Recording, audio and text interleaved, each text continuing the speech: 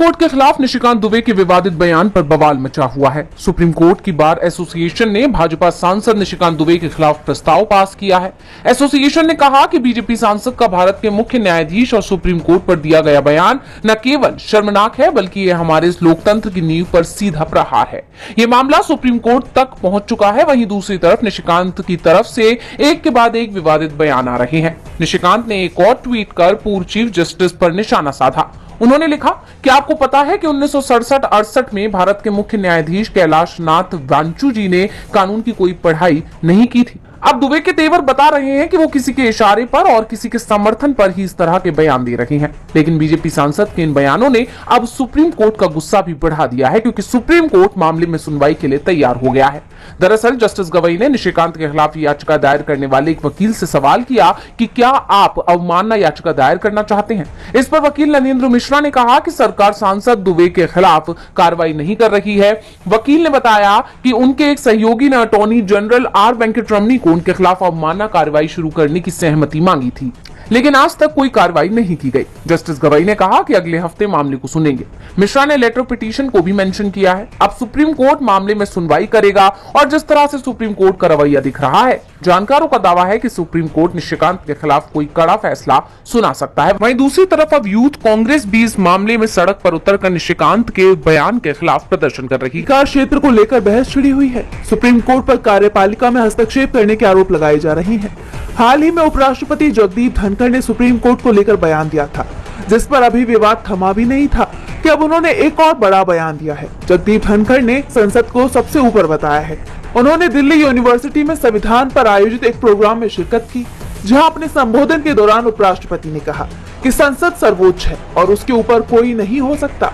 सांसद ही असली मालिक है, वही तय करते हैं कि संविधान कैसा होगा, उनके ऊपर कोई और सत्ता नहीं हो सकती। अब उनके इस बयान की काफी चर्चा हो रही है। आपको बता दें कि इससे पहले भी जगदीप धनखड़ इस तरह के बयान दे चुके हैं। 17 अप्रैल को धनखड़ ने कहा था कि सुप्रीम कोर्ट का काम ऐसा है जैसे वो सुप्रीम संसद हो। सुप्रीम कोर्ट ने पिछले दिनों विधेयकों को मंजूरी देने के लिए राष्ट्रपति और राज्यपालों के लिए समय सीमा तय करने को कहा था, जिस पर उपराष्ट्रपति का बयान आया। उन्होंने कहा कि संविधान का अनुच्छेद 142 एक ऐसा परमाणु मिसाइल बन गया है जो लोकतांत्रिक ताकतों के खिलाफ न्यायपालिका के पास 24 घंटे मौजूद रहता है। उन्होंने आगे कहा कि देश में ऐसी स्थिति नहीं हो सकती, आप राष्ट्रपति को निर्देश दें। उपराष्ट्रपति के इस बयान को लेकर विवाद छिड़ गया। कोर्ट की अवमानना के मामले में उपराष्ट्रपति जगदीप धनखड़ के खिलाफ केस चलाने की मांग की गई और अब उपराष्ट्रपति ने एक और बयान दिया है। ऐसे में उनकी मुश्किलें बढ़नी तय मानी जाएगी। वक्फ कानून के खिलाफ मुस्लिम संगठनों ने जमकर प्रदर्शन किया। All India Muslim personal law board यानी AIMPLB ने वक्फ कानून के पारित होने के बाद ही देशव्यापी प्रदर्शन की घोषणा की थी। उन्होंने 87 दिनों के लिए वक्फ बचाव अभियान शुरू किया है, जिसके तहत 22 अप्रैल को दिल्ली के ताल कटोरा स्टेडियम में तहफ़्फ़ुज़-ए-औक़ाफ़ कारवां यानी वक्फ की हिफाजत नाम से विरोध प्रदर्शन का आयोजन हुआ। इस प्रदर्शन में जमाते इस्लामी हिंद समेत देश भर के मुस्लिम संगठनों के अध्यक्ष और प्रतिनिधि शामिल हुए। इस दौरान AIMPLB के अध्यक्ष मौलाना खालिद सैफुल्लाह रहमानी ने कहा कि ये पूरा कानून ही ऐसा है कि उसको डस्टबिन में डाल देना चाहिए। वहीं AIMIM प्रमुख असदुद्दीन ओवैसी ने भी इस कानून को खारिज करते हुए कहा कि आपके साथ मीर जाफर और मीर सादिक नहीं बल्कि अबू जहल खड़ा है। भारत के 19 करोड़ मुसलमानों ने आपको खारिज कर दिया है, हम इसे कबूल नहीं करेंगे। मुस्लिम समाज में 30% गरीबी है और इसका कारण यह है कि आप गरीबों से नफरत करते हैं। इसके अलावा SDPI के मोहम्मद शफी ने तो वक्फ बिल का समर्थन करने पर बिहार के सीएम नीतीश कुमार और आंध्र प्रदेश के सीएम चंद्रबाबू नायडू को नया सावरकर तक बता दिया। मुस्लिम संगठनों ने पहले भी इस कानून को रद्द करने की मांग की थी और इस प्रदर्शन के दौरान भी उन्होंने इसी बात पर जोर दिया। इसे समुदाय विशेष के अधिकारों के खिलाफ बताया और उनका ये प्रदर्शन यहीं खत्म नहीं होने वाला। 7 मई तक उनका वक्फ बचाव अभियान चलेगा। यानी मुस्लिम समाज अपने रुख पर अडिग है, लेकिन सरकार के रुख में भी कोई बदलाव नहीं देखा जा रहा। उपराष्ट्रपति जगदीप धनखड़ ने तो यहां तक कह दिया कि सार्वजनिक संपत्तियों को नुकसान पहुंचाने वालों को समझना होगा और अगर नहीं समझे तो कड़वी दवा का स्वाद चखना होगा। उनके इस बयान की काफी आलोचना हो रही है। बहरहाल वक्फ कानून को लेकर सवाल बने। केंद्र शासित राज्य आंध्र प्रदेश में बुलडोजर कार्रवाई पर सुप्रीम कोर्ट ने सख्त नाराजगी जाहिर की है। कोर्ट ने कार्रवाई करने वाले SDM को जेल की सजा सुना दी। ये मामला आंध्र प्रदेश के गुंटूर जिले का है, 4 लोगों ने पहले हाईकोर्ट में याचिका दाखिल कर ये शिकायत की थी कि राजस्व अधिकारी उनकी बात सुने बिना ही उनकी जमीन से उन्हें बेदखल करना चाहते हैं। वो उस जमीन पर घर बनाने के लिए पट्टा देने की मांग कर रहे थे, जिस पर कोर्ट ने तहसीलदार को 2 महीने में फैसला करने का निर्देश दिया और साथ ही ये भी कहा कि अगर जमीन पर उनका कब्जा है तो उन्हें किसी भी हाल में बेदखल नहीं किया जा सकता। लेकिन 2 महीने बाद फिर हाईकोर्ट में याचिका पहुंची कि तहसीलदार उन्हें उनकी जमीन से जबरन हटा रहे हैं, जिस पर हाईकोर्ट ने तहसीलदार को चेतावनी दी कि वो कानून अपने हाथ में नहीं ले सकते। लेकिन कोर्ट के आदेश के बावजूद लगभग 88 पुलिसकर्मियों की मौजूदगी में याचिकाकर्ताओं को उनकी जमीन से हटा दिया गया, जिस पर हाईकोर्ट ने सख्त नाराजगी जाहिर करते हुए इसे कोर्ट की अवमानना करार दी। कोर्ट ने तहसीलदार पर 2000 रुपए जुर्माने के साथ 2 महीने जेल की सजा सुनाई, जिसके खिलाफ तहसीलदार ने सुप्रीम कोर्ट में अपील की। तहसीलदार के कृत्य पर सुप्रीम कोर्ट ने भी उसे कड़ी फटकार लगाई। सर्वोच्च अदालत ने कड़े स्वर में कहा कि हम उसे अभी हिरासत में ले लेंगे। कोई व्यक्ति हाईकोर्ट की गरिमा के साथ खेल रहा है, आप उसके आचरण को कैसे उचित ठहरा सकते हैं? जिस पर तहसीलदार के वकील ने कहा कि उनका आचरण अक्षम्य था, लेकिन वो दया की अपील करते हैं। इस पर जस्टिस गवई ने कहा कि किस आधार पर दया?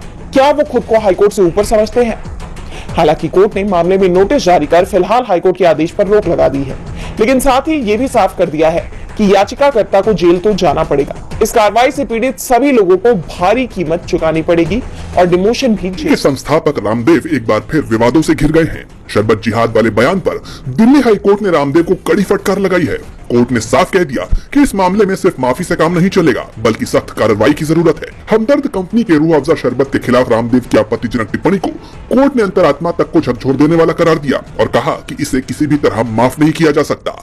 बता दें कि 3 अप्रैल को पतंजलि के गुलाब शरबत के लॉन्च के दौरान रामदेव ने बिना नाम लिए रूह अफजा शरबत पर निशाना साधते हुए दावा किया था कि अगर आप वो शरबत पिएंगे तो मस्जिद और मदरसे बनेंगे और पतंजलि का शरबत पिएंगे तो गुरुकुल बनेंगे, आचार्य कुलम बनेगा, पतंजलि विश्वविद्यालय और भारतीय शिक्षा बोर्ड आगे बढ़ेगा। इसलिए मैं कहता हूँ कि ये शरबत जिहाद है। जैसे लव जिहाद, वोट जिहाद चल रहा है, वैसे ही शरबत जिहाद भी चल रहा है। इसे लेकर कांग्रेस नेता दिग्विजय सिंह ने भोपाल में रामदेव के खिलाफ पुलिस में शिकायत भी दर्ज कराई थी, जिसमें रामदेव पर धार्मिक नफरत फैलाने का आरोप लगाया गया था। हमदर्द की ओर से पेश सीनियर वकील मुकुल रोहतगी ने कोर्ट में दलील दी कि रामदेव का बयान नफरत फैलाने वाला और सांप्रदायिक बंटवारे को बढ़ावा देने वाला है।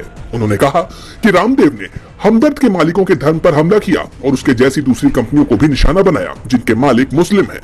रोहतगी ने इसे हेट स्पीच करार देते हुए कड़ी कार्रवाई की मांग की है। उधर रामदेव ने दिल्ली हाईकोर्ट को जानकारी दी कि हमदर्द के रूह अफजा उत्पाद के खिलाफ सभी विज्ञापन, चाहे फिर वो प्रिंट हो या वीडियो, हटा लिए जाएंगे। कोर्ट ने एफिडेविट दाखिल करने के लिए रामदेव को 5 दिन का वक्त दिया है। अब मामले की अगली सुनवाई। हिराल मामले में कांग्रेस का बीजेपी के खिलाफ विरोध जारी है। इस मिशन के तहत कांग्रेस ने 21 से 24 अप्रैल के बीच 57 शहरों में प्रेस कॉन्फ्रेंस करने की योजना बनाई है। इसी सिलसिले में पार्टी नेता अशोक गहलोत, मनीष तिवारी और डॉक्टर उदित राज ने शिमला, चंडीगढ़ और देहरादून में प्रेस कॉन्फ्रेंस कर सरकार पर गंभीर आरोप लगाए।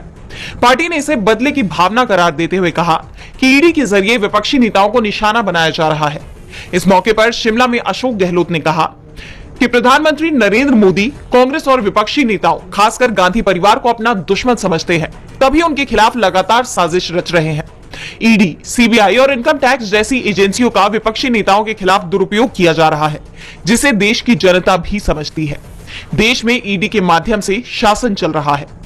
बता दें कि कांग्रेस ने इस कार्रवाई को राजनीतिक प्रतिशोध करार देते हुए संविधान बचाओ अभियान का ऐलान किया है, जिसका शेड्यूल इस प्रकार है। 25 से 30 अप्रैल तक राज्य स्तरीय रैलियां होंगी। 3 से 10 मई तक जिला स्तरीय कार्यक्रम आयोजित किए जाएंगे। वहीं 11 से 17 मई तक विधानसभा क्षेत्र स्तरीय बैठकें होंगी और 20 से 30 मई तक घर घर जनसंपर्क अभियान चलाया जाएगा। बताते चले कि इन आयोजनों के माध्यम से कांग्रेस मोदी सरकार पर संवैधानिक संस्थाओं के दुरुपयोग, अभिव्यक्ति की स्वतंत्रता पर हमले और लोकतांत्रिक प्रक्रिया के कमजोर होने के आरोपों को जनता के सामने रखने का काम करेगी। वन नेशन वन इलेक्शन पर संसद में संयुक्त संसदीय समिति यानी जेपीसी की बैठक हुई। ये बैठक सुबह 10 बजे से शाम 5 बजे तक 4 सत्रों में आयोजित की गई। ये बैठक जेपीसी अध्यक्ष पीपी चौधरी की अध्यक्षता में हुई, जिसमें सुप्रीम कोर्ट की पूर्व जज justice Hemant Gupta, Jammu Kashmir high court के पूर्व चीफ जस्टिस एसएन झा, 21वें विधि आयोग के पूर्व अध्यक्ष डॉक्टर बीएस चौहान और राज्यसभा सांसद अभिषेक मनु सिंघवी ने अपने विचार रखे। बैठक में एक देश एक चुनाव को लागू करने के कानूनी, प्रशासनिक और तकनीकी पहलुओं पर चर्चा हुई। पीपी चौधरी ने कहा कि ये प्रस्ताव राष्ट्रीय हित में है, क्योंकि बार बार होने वाले चुनाव शिक्षा व्यवस्था, सुरक्षा बलों और प्रशासनिक संसाधनों पर दबाव डालते हैं। समिति ने इस प्रस्ताव पर सभी हितधारकों, जिसमें राज्य सरकारें, राजनीतिक दल और आम जनता शामिल है, उनसे सुझाव मांगने का फैसला किया। जेपीसी ने अपनी वेबसाइट भी लॉन्च की है, जहां सभी भाषाओं में विज्ञापन प्रकाशित कर सुझाव आमंत्रित किए जाएंगे। बता दें कि जेपीसी 17 मई से राज्यों का दौरा शुरू करेगी, जिसकी शुरुआत महाराष्ट्र से होगी। इसके बाद उत्तराखंड, जम्मू कश्मीर, चंडीगढ़ और पंजाब का दौरा होगा। पीपी चौधरी ने कहा कि समिति सभी राज्यों की राय लेगी और देश भर के लोगों के विचार को सुनेगी। पिछली बैठक 25 मार्च को हुई थी, जिसमें अटॉर्नी जनरल आर वेंकट रमणी, दिल्ली हाईकोर्ट के पूर्व चीफ जस्टिस DN पटेल और जेपीसी सदस्य प्रियंका गांधी समेत अन्य शामिल हुए थे। एक देश एक चुनाव का मतलब लोकसभा और राज्य विधानसभा के चुनाव को एक साथ कराना है। भारत में 1952, 1957, 1962 और 1967 में ये व्यवस्था लागू की गई थी, लेकिन 1968-69 की कई विधानसभाओं और 1970 में लोकसभा के समय से पहले भंग होने से ये परंपरा टूट गई थी।